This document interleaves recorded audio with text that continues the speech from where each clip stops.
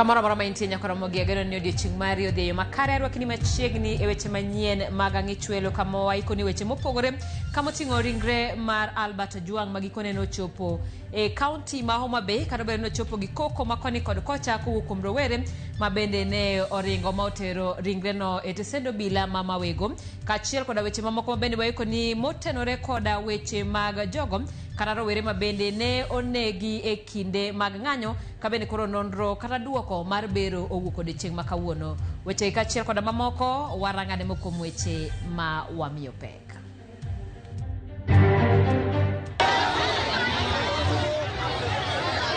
Kweth rowere wang'o tesendo bila ma mawego kama ne rigidhi achiel kachiel gi ichwang' ka giting'o ringre Albert Ojwang' manyocho negi e tesendo bila ma Central Nairobi. Alikuwa bibi ya kwanza na huyu ni wa pili. Sasa huyu jamaa ametuzina na hapa.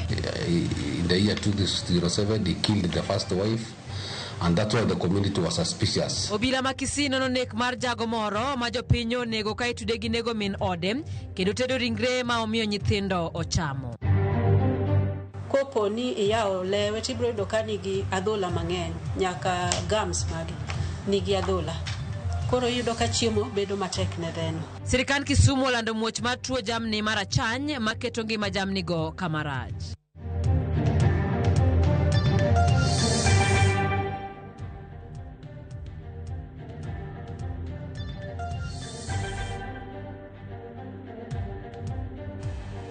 Machiegni akora mogi tudri kodwa namba mar ote machuok en 336 ka kamano bende yudwe mbui mopogore mag oganda. Wero achiel kachiel mbui mar YouTube, mbui mar Facebook, bende yudwa kanye mbui mar X kachiel koda mbui mar Instagram kod TikTok. Ilo Ochieng' Emmanuel nyinga Simfrozo Kinda ka bende wantiere kanyo gi jaloko marwa Wilson Ochuka. Kawachako ni kweth mar rawere ne omonjo kendo tia mach e tesendo bila ma mawego mano mantiere kaunti ma Homa Bay to ka ringre mosenendo Albert Ojwang' leple e sama ne ochop kode pacho ne ikruok ne ik mare. Rawere go ne owuodho ko sanduku moting'o ringre Albert manyocha ne onegi e tesendo bila ma Central Nairobi kendo ting'e nyaganglo ka gichomo kode tesendo bila no. Gino mane omiyo bila mani kanyo oringo. Kaka jafwa marwa Ali Abich lero, tendo bila ma Homa Bay oyango ni osechako nonro koda pedha e wi tim makochno. Kar sa 7 mar odiochieng' ringre Albert Ojwang' ne omol e senta ma Lide ka chud bura ma Kabondo Kasipul kendo chendo ne nitie matero ringre e skund primar ma Nyawango kama ne chendo nitie ne jopiny ne dhine ni ringre ka itere dala wuongi motelo ne nyasi mar iko odiochieng' makiny. E senta ma Lida rowere miche gi miche ne odino ne kweth nyamburko mano ting'o ringre Albert Ojwang' ka giramo ni nyaka ne ter ringre no endo e tesendo bila ma mawego kama ne okungo tere Albert kinde mane omake gi obila mago kwach kiche dala gi. Mijingo mar wuon Albert Meshak Ojwang' temo loso kod rowere go eko mondo ne giyie ringre oter pacho ne ogore e Lwanda.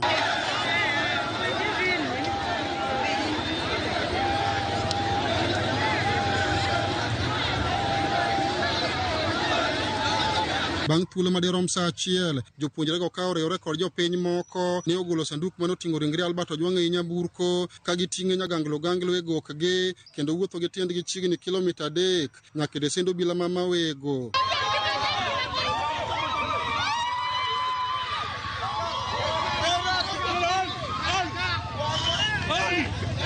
Kweth rowere go ne omonjo tesendo bilano mane odong' nono bang' ka obila mane iye kanyo ne osetomo ng'wech kendo ka rowere go eko noketho kendo muko gik moko kama oting'o signboard manyiso tesendo bilano kendo turo chuma mane ong'awe bandera mar obila ka mondo mamoko manie tesendo bilano kama oting'o kombe bende ne giketho e kindeno. Bang'e to ne gitia mach ofis OCS e tesendo bila ma mawego gi ofis mego e lipot e tesendo bilano kendo ting'o ringre Albert e gokgi ka giwuotho achiel kachiel nyaka dalagi.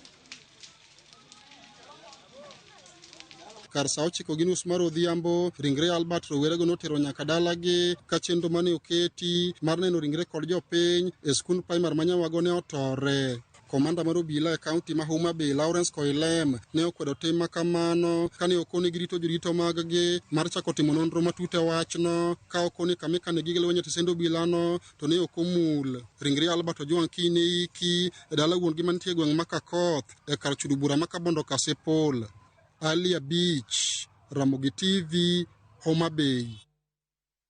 Hero kamana inya aliabich kuom lipot makamano wadhi nyime kama giko ne to Ndiangui Kinyagia rawera ma osebed ka imanyo kuom ndalo ne ochope do tich ang'wen ni mabende jatendo kwach kich ne ochiki mondo mi ochopie do mar lero kama entiere.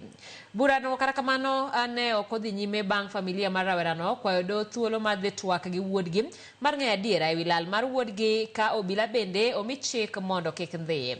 Lidia Okeyo ni kod ler.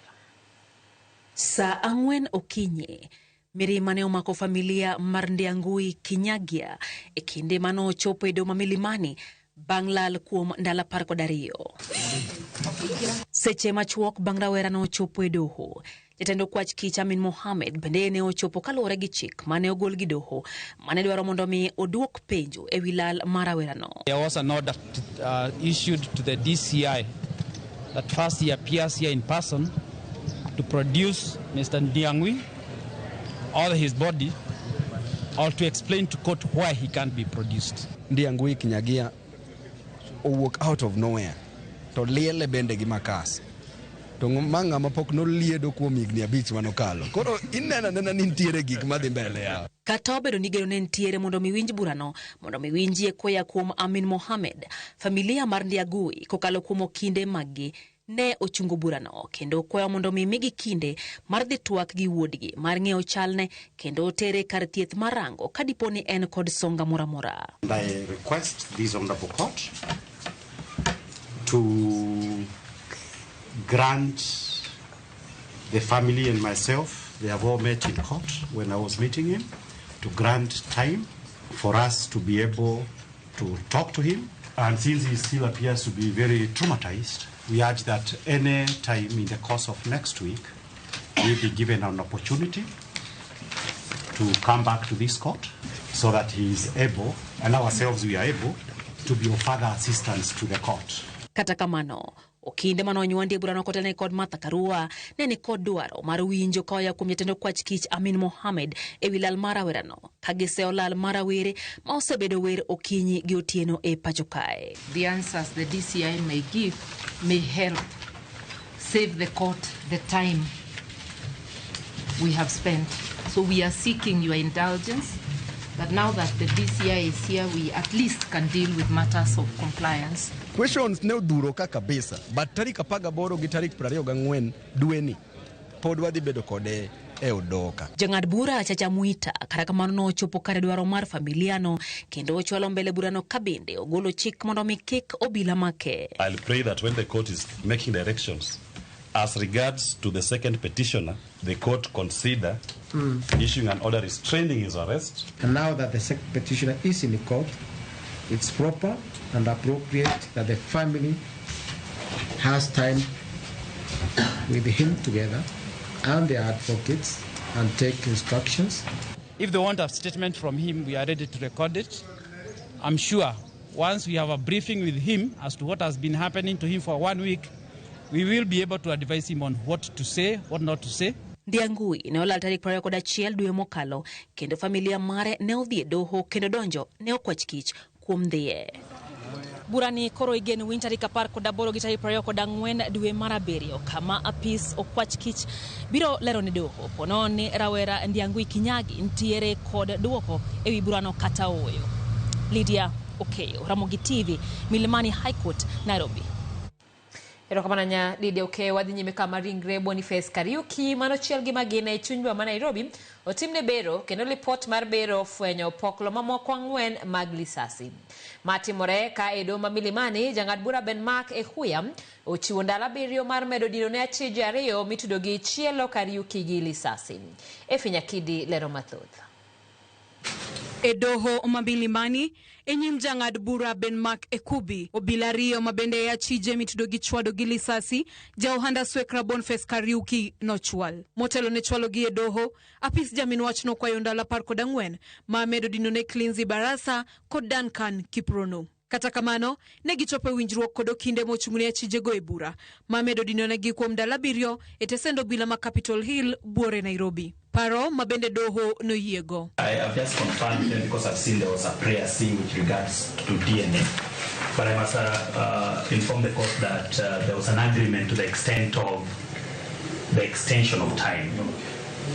And the parties agreed at 7 days. Kwa machielo, eka thieth ma Kenyatta, bero no timne ringre Boniface Kariuki. Kaluwore gi lipod bero, Kariuki no chwad machiegni gi magina, kendo no chako yudo pokla 4 mag lisasi, gino manokelo ne hinyruok mag wich. Matok golo poklo mamoko 2 e kinde mano timne yengo. The cause of death was severe head injuries due to a single gunshot.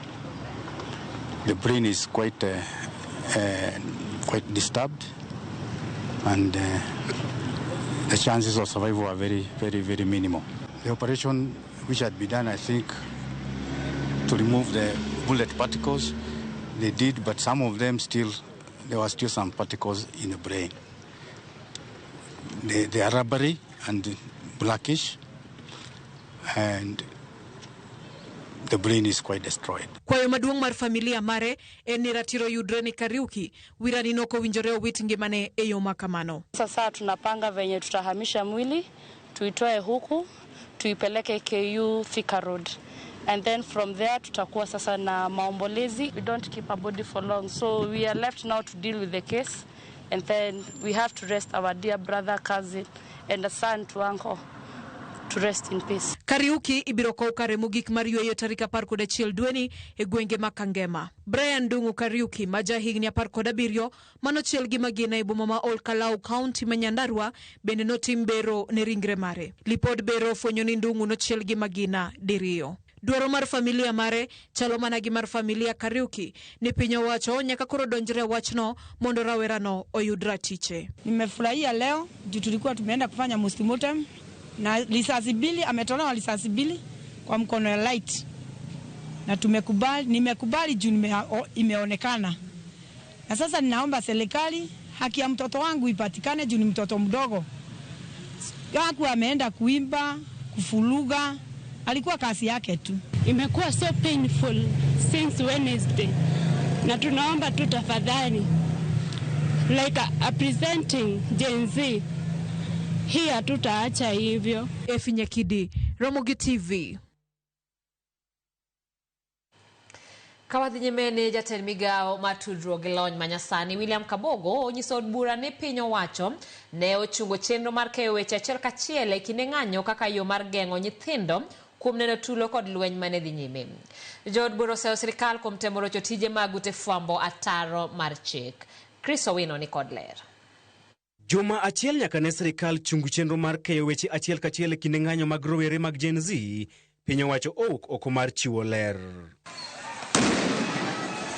Jatend migao mar weche mag tudruok William Kabogo wacho ne gikawo okang' makamano kaka yo mar geng'o nyithindo kuom neno lweny mane ochuo chieng' e kind apisas mag obila kod jong'anyo. Generally, the main reason of switching off was within the parameters of the watershed period. There was a lot of violence being aired on national TV. And that violence, in my mind, within what we have said, was being aired when children and such like persons were watching TV. Jokanyo ma komiti mar od bura mochung'ne lony manyasani osiemo sirikal kuom tiyo gi chikno e pano timbe mag obila majendeke mag chielo jopiny kod magina e kinde ng'anyo. How do we situate it in a way that it is not left to the whims of the CS? So please find space where you're not looking for it under watershed this or watershed that. Provide for circumstances in which live streaming can be stopped and when it cannot be stopped. Kabogo lero ni piny owacho ok nyal bedo gi paro mar tamo ute fwambo chwalo lendo achiel kachiel e kinde ng'anyo poni ng'anyo otim e yo mar kwe. But if we can emphasize that we need to have a peaceful country, because picketing is allowed by Constitution, and it simply says peaceably, unarmed. Okang' makamano ne ose kod riwruoge makedo ne ratich oganda kaachiel kod jotend ute lamo kaka yo mar temo duoko piny Kenya e mudho. Doho ne ogolo chik makumo sirikal kuom chungo chenro mar keyo weche achiel kachiel e kinde ng'anyo nyaka bi winj bura mane ochwal e nyim doho e wi wach makamano. Jaod bura magem Elisha Odhiambo korosingo makubure doho ne maneja tenda migao mararita Laktar Fred Matiang'i kalura gi ringre oganda mane ibolo ya uramayala kinde telo mar Jubilee. Elisha lorone jodak magem ne okalo e mate kalura kod kwan ringre ji mane wito kanyo kendo koro nyaka migi ratiro. Otema kamano sirkal jotelo mamoko mane otene kinde twak gi jofwambo. Matiang'i wacho ni no under his watch ji no ket rivayala. Ebo mi odwa tere court for two things which we are still considering. Either to buy him from vying mondo kiko chung at all, because those crimes are against humanity. Number two, either to call on him to compensate your game. Mondo chulwa kum bodies mano ket pain. Mano for me is more important.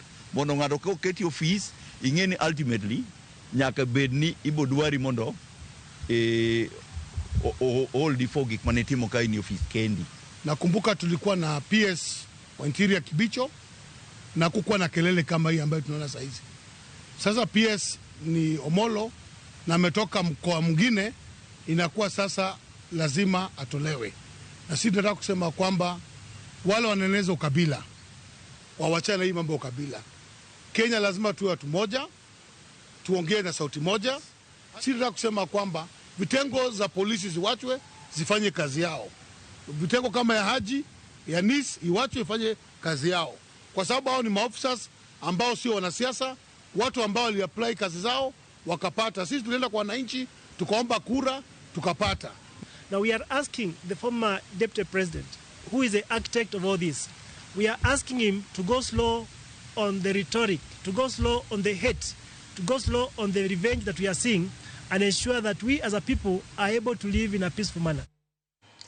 Kawe mano ni jatend piny William Ruto yango ni sirikal oseketo maino mar bero sekta mar pur kagichiwo sir ne jopur kokalo kuom chiwo gige pur manengogi ogonyore ka wacho ni ma oseneno ni chenro mag kelo cham pacho kam kowuok e pinje maoko osedok chien. Kana twagi jo Kenya modak e piny mar Ingereza, Ruto bende odok ne okumba mar thieth manyien mano SHA kaachiel kod okenge ma sirikal oseketo mana ni sekta mar thieth kaachiel kod mano mar somo oriere. Jafwambo mar Armstrong Osutwa ni kod ler. Kotieko limbe mare piny UK nyoro, jatend piny William Ruto ne obago twak kod jo Kenya modak e pinyno ka oyango singo mage ne piny Kenya. Olero mago mosetimo pacho ka e migepe mopogore opogore. E sekta mar pur, jatend piny oyango nigiketo maino mar neno ni nengo gi molwar ka owacho ni kaka sirikal negikawo ting' mar chwalo teko kod omenda ne pur kaachiel kod gik pur manengo gi oyueyo kama oting'o mbolea kaachiel kod kothe ma opogore gi keto omenda e chiemo manengo gi oyueyo kaka ne itimo kinde mokalo. Instead of subsidizing consumption, which never solves any problem, we were instead going to invest in production. We put more money not in subsidizing unga, not in subsidizing fuel. We put more money in subsidizing fertilizer, seeds.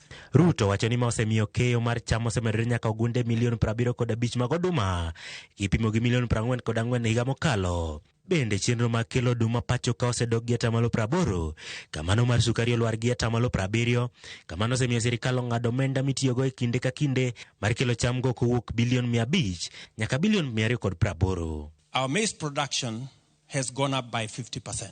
From 44 million bags last year, we harvested 64 million bags. This year, we are targeting 75 million bags. Because of the interventions we've done in the agricultural sector, we have reduced imports of maize, for example, by 80%. And we have reduced imports of sugar by 70%. We have been spending 500 billion Kenya shillings every year to import food. This year, I have reduced from 500 billion to 280 billion. To sekta mar thieth, jatend piny oyango ni okumba machon mar NHIF ne okonywando jo Kenya duto ka ipimo gi okumba masani mar SHA. Ruto wacho ni giseloro ute thieth maromo 1,000 mabandia kendo ma osebedo ka lodho omenda kuom jopiny ka wacho ni giseneno ni ute thieth duto otiyo gi lony manyasani e choko nonro mag jotuo mondo tiek midhiero makamano. We have a health insurance scheme that leaves no Kenyan behind. We have closed down 1,000 fake hospitals because there are still those who want to change. For example, somebody has gone there for an outpatient. They want to change it to be an inpatient so that they can claim more money. Those ones, we are going to shut them down. E sekta mar somo, jatend piny yango ni midhiero mane okwako lai manyien mar somo mar CBE, kaachiel kod chenro mar chiwo omenda ne jopuonjre mag mbalariany oserie. Owacho ni giketo maino mar neno ni nok mar jopuonje skunde orumo, ka gigeno ndiko e tich jopuonj mar 100,000 ka chop chak higa manyien. Oyango bende ni klese 23,000 oseger e skunde pachoka, kendo ute timo nonro kata laboratories mar 1,600 bende oseger. We have hired 76,000 teachers. We are hiring another 24,000 teachers before January. We have put up 23,000 new classrooms. 1,600 new laboratories are being built. Jatend piny William Ruto bende olero ni ka opogore gi chiwo tije, chenro mar gero ute ma nengogi oyueyo geto daro jo Kenya maromo milion 7 kowuok kuonde dak mongore. We have a pipeline of 700,000 houses. You've seen the numbers here. And we are going to not only create jobs, not only create industries, but we are also going to have to get rid of the 7 million Kenyans who today live in slums. Armstrong Osutwa, Ramogi TV.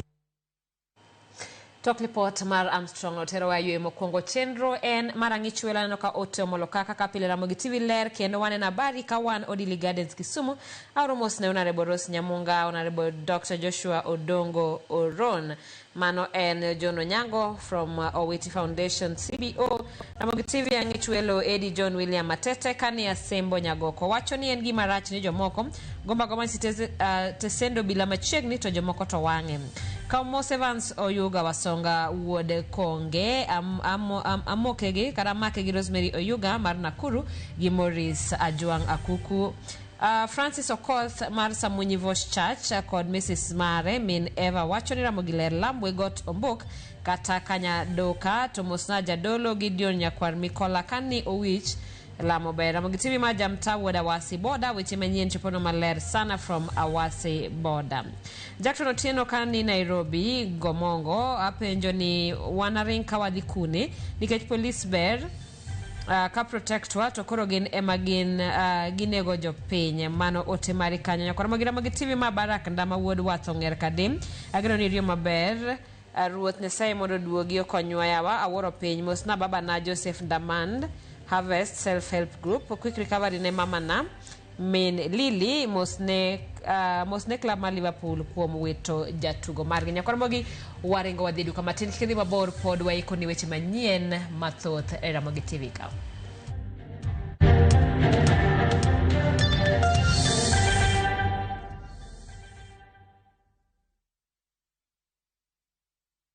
New Downy refill pouches, lasting longer than expensive perfumes. Cut, store, and no need to add water. Serve with a Downy refill. Introducing Wigo, your trusted ride. The ride with the most reliable, verified, efficient, and transparent drivers. With fabulous cashback incentives for passengers, each trip on Wigo feels like an upgrade. Download Wigo from Play Store or App Store or SMS Wigo to 20425 and ride with confidence. Wigo, let's go.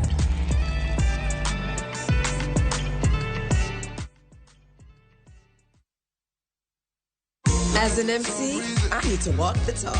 It's a walk I've walked many times. It's okay, everyone. Hakuna shida. Before, these tough stains would stay on my clothes, and all the scrubbing, it would fade my colors. But thanks to new Ariel Liquid, it's all good. It lifts the toughest stains, keeping your clothes bright. Wash after wash after wash. Asante, new Ariel Liquid. New Ariel Liquid for washing machines. Brilliant stain removal in one wash. Nyuolen mor. Kata kamano, en pek ne jopuonjre magamo remo. Ka kinde duto ting' maduong' en yiero e kind somgi kod bedo jonyuol. Koro ka anga dhi skul, kata ka joma dhi chai to paro moro biro na ni. Nyuka kende mana ni ng'adala. Nyathi koro sekana yudo gima omadho mokonyore godo. Kihondko kod paro medo kwako jonyuol matindo gi. Kana neno nyathino naparo mana gima notimore na chien kocha. Ma en sigana maluwo pek ma jopuonjre manyiri ma odok e sikul kale. Panono kaere na kano sichako bet ng'ama bet duong' to nagoyega. Tudri gi Jailieta chienge soko keloni sigand kinda jopuonjre ma jonyuol.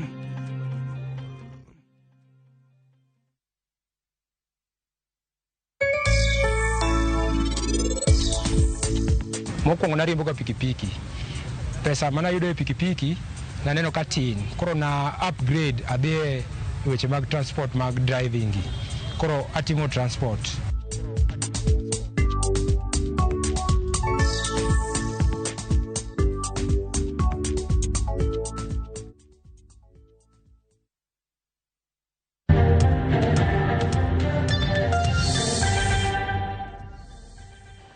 Machiegni kendo wadhi nyaka kaunti ma Kisii kama obila timo nonro ewi nek mar jago moro ma jahigni 50 ma jopiny onego ka itudo gi tim mar nego minode ni kaeto otedo ringre ma omiyo nyithindo chamo.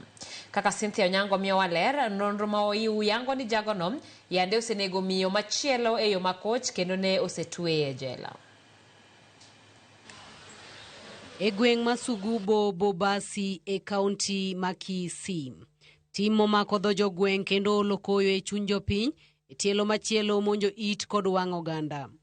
E apayani, buru marateng' ti nenore kama jopiny owang'o e ringre Steve Onserio. Steve, kaluwore kod jogweng', ne ogoma owang' miri bang' mawachore ni yande onego jaode Evelyn Nyaboke ketho mapok oyangore kendo bang'e tedo ring dend jaodeno ma opidho nyithinde 2. Kaluwore kod jodak, nyithindo Onserio osebedo ka penjo kama min gi nitiere kuom kinde ma ogwaro, to wuongi osebedo ka nyisogi ni min gi yande odhi wuoth kama bor. Mama yenu anaenda kwa, alikuwa atarudi. Alikuwa anaambia watoto hivyo. Kufuatilia kaenda wakampata mali yako, tuambie fulani yako wapi. Kwa kifika hapa, nasema uacha tu, nipeleke polisi, nifikirie mpaka niweke polisi, ndio nifikirie nimwambie mali yako. Hata ukifuatilia wapata mwili mali iko. E dalani masani odong' gunda ema yande Steve Onserio dake kod nyithinde 2 e alwora makelo buok ka dakne chalo mar le ka jodak to ne ok ong'eyo gima dhi nyime e dalani. Steve Onserio kata kamano ok ne oweyo gweng' kod buok mar tim makoch mar nek kod pidho nyithinde 2 ringre mar min gi kende, achiel kuom nyithinde 2 bende oweyo ka osemiyo ich. Hiyo jamaa ametusangaza na matendo yake hapa. Sana. Alikuwa bibi ya kwanza na huyu ni wa pili. Sasa huyu jamaa ametushinda na hapa. Nigaiti sana. Nataka serikali inisaidie, itafute njia ichukue huyu watoto.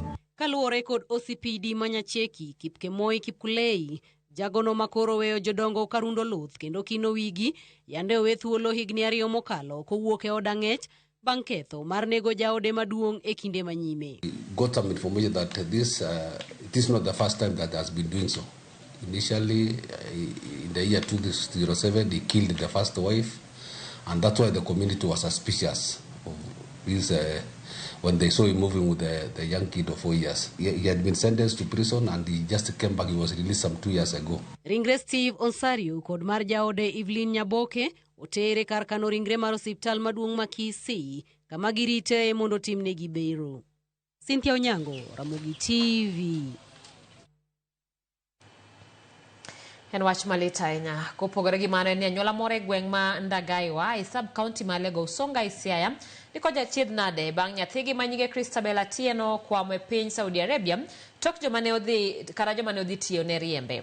Kaka jafwambo marwa Steve Biko leronwa, familia no osekawo mohewo jumbe 2 maonge twak moro amora e kindgi gi nyargi ka koro gikwayo piny owacho mondo konygi e yudo kaka nyathigi duogo pacho. Nyathina nowuok kadhi dwaro tich mar mondo mi oyud green pasture. Nowuok Kenya ka dwe mar 9 2022 tarik 16 kanodhi dwaro tich Saudi Arabia. Notiyo motieko contract mare, koro kanochopo nodwa duogo to boss mare neno nek dwan mondo mi oduog. Kamane kaka Eunice Ogutu pimo lit ma en go e chunye. Kalre kod midhiero ma nyathine ma Christabel Atieno osebedo kakaloe e piny Saudi Arabia kama nodhi manye tich. Luoro nomake ma kendo nochako omedo kendo renew contract mar 2. Ka koro nodwan mondo koro contract ne mar renew ni orumo mondo mi oduogi, kendo boss ne nochako moyawo kode lweny momaye gigene. Bang' tamore medo rake tielo mar 2, Eunice lero ni nyathine ne isando kendo igoyo gi jatende e piny Saudi Arabia. Sani en kod higni 30 ne gigoye, magituro tiendene te, magituro bade, magikawe, giwite oko, manokwanye mutere ka polis. Ka polis kama notere no bende okwang'e gima notimre. Kane dhi manye kanyo kama neno oro wach ne nitie ne koyude. Okenge magisegoyo mar chopo ir agent mare pok onyuolo lemo, ni mar agent no ne dwaro omenda maromo gana 30, kendo bang'e to agent nolal meru kapok oorne pesa no, kendo sani onge twak moro amora e kindgi ni mar ok omak simbegi. Pok wang'e kama nyathino nitie. Agent mare mar Candy Daniels ok mak sim, otamre mako simwa. Mokwongo nomako sim mowuondowa, notero sim kama nyathi nitie mondo wawinj sauti mare, ne kotimo mano. Koro sani ok omak sim mar ng'ata ng'ata. Nyathino be koro wakia kama entie ni ngimane chal nade. E twak mogik e kind Christabel gi familia mare, noywago chal mar arita mare ka nyaka sani pok gichak gitudore kode. To gocho koywak ni mama kama nitie an marach, akali matek, kamuketani an gi rem. Polise gi be chal kama koro dwan mondo dhi koda yo moro maklong'o. Chako gocho na koro ma communication ogikie koywak na ni mama ideya gi waya mar stima. Kwayo margi ne piny owacho, ahinya to migawo mar tudruok pinje maoko, en mondo konygi duogo nyathi gi pacho. Akwayo jatenda ma en mbunge mara Sama Tandi, gavana mara James Agre Orengo, kamora mora mauntie, konya uru nyathina oduog nago kato ngima kato tho. Bang' bedo gi twak mogik kod nyathigi ma Christabel Atieno, tarik 21 dwe mar 6 higani, anyuola mare e gweng' ma Ndagaiwa mayudre sub-county ma Lego Usonga koro ni kod kwayo ne piny owacho mondo konygi yudo kaka nyathigi duogo pacho kae, ka nyaka sani okwamo e piny Saudi Arabia kata bang' tieko rak mare mar tich. Steve Biko, Ramogi TV, Siaya. Erokamano Steve Biko, wan gi geno ni nyathi ma nyakono biro duogo pacho ka ngima mondo min gi chunye ogonyre. Ka ok kamano, wadhi nyime kama migawo mar pith kod pur e kaunti ma Kisumu koro lando muoch mar tuo mar achany kod akuodi mamako jamni kaka dhok, diek, rombe kod mamoko. Gino ma koro osechako landore. En tuo manochakore e sub-county ma Muhoroni, gino masani osemiyo migawo ma otelo ne pith golo kum ne wuodhe mag jamni madonjo kod mawuok e kaunti ma Kisumu. Jaratije weche pith kod pur e kaunti ma Kisumu Charles Kakuku wacho ni giseketo kenge mag timo chanjo ne jamni mondo geng' landruok mar tuochego. Kaunti ma Kericho ma ogoyo tong' kod Kisumu bende oseyangore ni sani oseketie kum wuodhe jamni madonjo kaka yor geng'o landruok mar tuochego.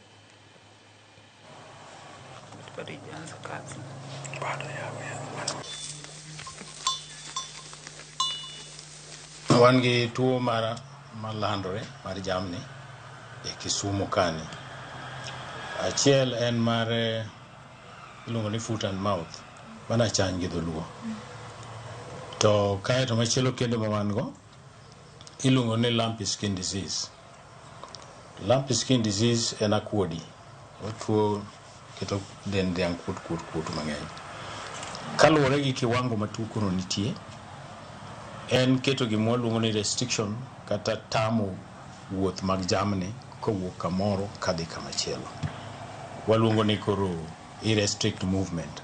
Ama gi dhok mar jo animal science iluongo ni quarantine. Ibro neno ka dhiang' namba 1 olaw chwere dhoge mang'eny. Kipenjori tang'o mi olaw chwere dheni mang'eny kama indi. Kendo kopo ni iyawo lewe tibro yudo ka nigi adhola mang'eny, nyaka gums magi nigi adhola. Koro yudo ka chiemo bedo matek ne dheno. Kendo king'iyo ombong'ne ibro yudo ka nigi adhola. Koro nikech dhiang' ok nyal chiemo, yudo ka koro dhiang' yudo ka koro ngima dhiang' dok piny.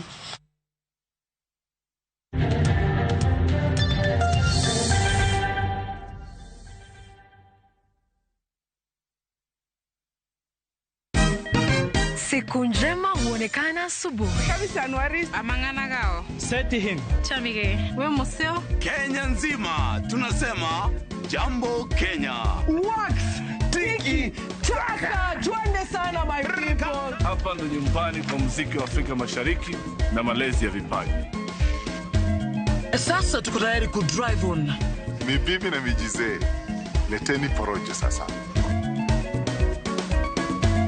Kwa habari za kuaminika kutoka kila pembe ya nchi. Are you ready? Leo kati ya Ingwe na Gor Serikali. Hapa ndio home. Wawa. Radio Citizen. Radio number 1. Radio number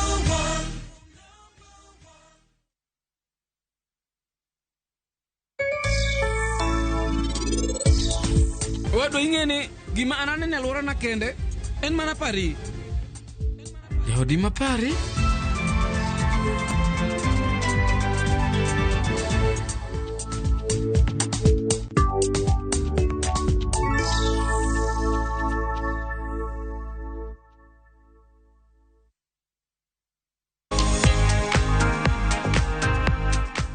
Goriti ne kute kawuono.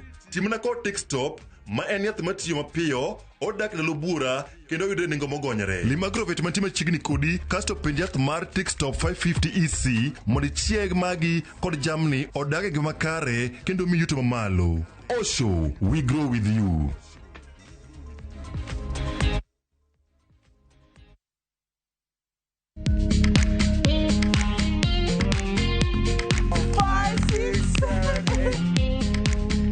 For all matters health, watch Ndakitari in Kikuyu, Penj Laktari in Luo, and Uliza Daktari. Hivi viharusi vinatoka upande wa roho, wa moyo. Uthiririo horo wa wellness check-up.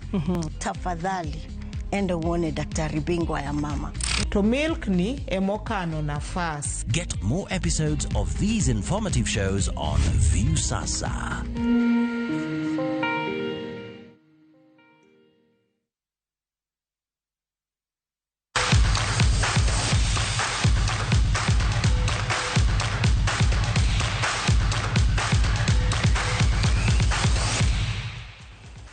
Machigne pau tuke pie mara dula mar laro semo mara lawija ko tournament e karchungod bura manyatike county ma Migori koro chomo ngiende rang'eny mar awards e tuke go ma idhi bagi chinge somar jomani nus final kod final idhi go e awards duto abirio e award ma muhuru e pau tuke ma Migingo Grounds Chaurembo dhi rado gi Obolo Secondary ka Customs United rakore gi Suba FC ka gimanyo ng'ama dhi e final e award ma Kanyasa e pau tuke Riat Grounds Jangoe dhi rakore gi Otati ka Rabare tugo gi Rabala.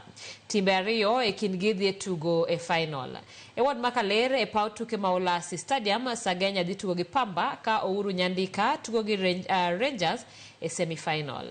Semifinal mag ward ma Makalda Kanyarwanda idhi go e pau tuke ma Ongoche Grounds kama Osiri dhi tugo gi Obalwanda ka Ongoche dhi tugo gi Mikei. E North Kadem Ward pau tuke ma Golden Grounds ema dhi tugo gi Cherry Oradi ka tugo gi Kuja Irrigation kinde ma Aego tugo gi Modi. Got Kachola Ward bede dhi bedo gi nus final kod final e pau tuke ma Koweru Kokinda. Neko United dhi tugo gi Koweru ka Young Boys tugo gi Kiboko. E ward machielo makachieng e pau tuke ma Sori Milimani dhi tugo gi Nyamanga ka Karungu tugo gi Nyadiri.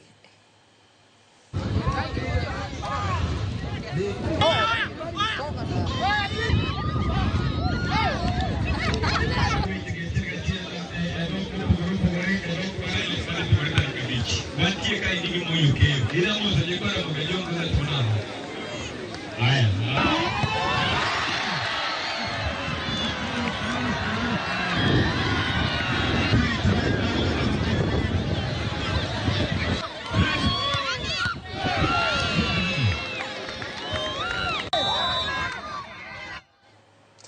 Chenro mar kawo pach jopiny ewi gigo madwarore tuke mopogore opogore norumo kawuono e alap ma Kasarani. Romo ma kamano manotelne kod John Ohaga, ma en jakom duol mochung'ne rango chike mag tuke, nowinjo kwayo mar kidienje mopogore mag tuke. Riwruoge mag tuke mopogore opogore pacho ka nowacho dwaro margi ka gidwaro ni Kenya oyaw thuolo ne kit tuke manyien ma ok osebedo e pacho ka.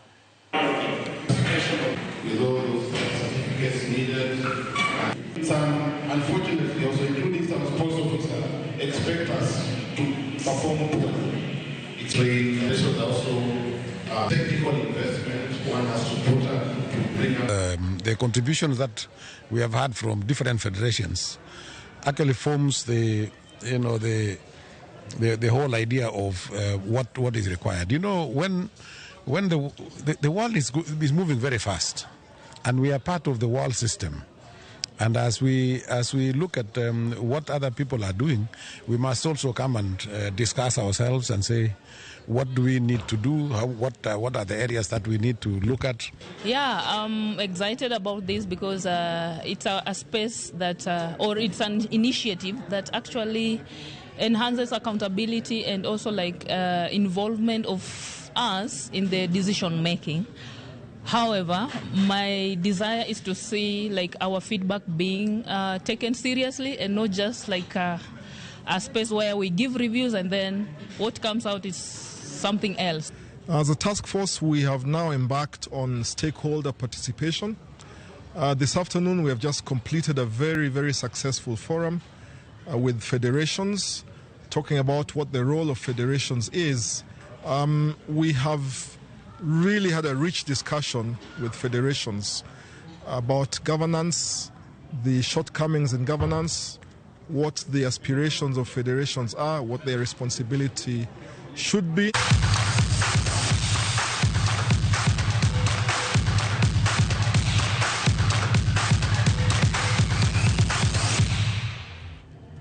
Nyakoromo gi mano bende makelo e giko mar weche manyien mag ang'ichwelo thuolo ng'adewa gi kanyo kata kamano wanenre kendo weche manyien mag oimore sa 1 gi dakika 40 waloro chenro mar ang'ichwelo. Nyinga Simfrozo Kinda, jaloko marwa ne en Wilson Ochuka.